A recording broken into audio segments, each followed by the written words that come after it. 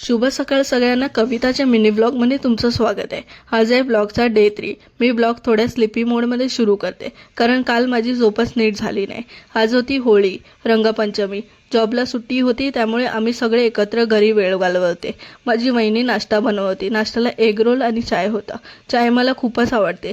वहिनीच्या हातचा नाश्ता नेहमी छान असतो. मी सॉस घेतला आणि नाश्ता करायला बसले, पण मनात मात्र एकच एक्साइटमेंट, लवकर खाली जाऊन होळी खेळायची. होळी हा माझा आवडता सण आहे, त्यामुळे नाश्ता पटापट आटोपला आणि तयार व्हायला गेले. तयार व्हायला जाताना माझा डॉगी दिसला. बघा ना त्याची झोपायची पोच, किती शांतपणे झोपला होता. त्याला काहीच फरक पडत नाही आज होळी आहे की नाही. पण खरं थोडं गॉसिप सुरू होती. त्या सगळ्यांच्या गप्पा रंगल्या होत्या. सुरुवातीला माझ्याकडे व्हाईट कपडे नव्हते, पण शेवटी मला व्हाईट मिळाला म्हणून मी नाचायला सुरुवात केली. मी व्हाईट टॉप आणि ब्लॅक प्रिंटेड ट्राउझर घातले, मॉइश्चरायझर आणि लिप बाम लावला, कारण होळीचा रंग डायरेक्ट स्किनवर लावू नये म्हणून आधीच प्रोटेक्शन केलं. केस खराब होऊ नये म्हणून एक नीट हेअरस्टाईल केली. कम्प्लीट लुक कसा वाटतोय ते नक्की सांगा. खाली जाण्याआधी फोनसाठी कवर घेतला, कारण होळीमध्ये पाणी आणि रंग दोन्ही असतात. म्हणून मी खाली गेले तर माझी सिस्टर समोसा खात होती.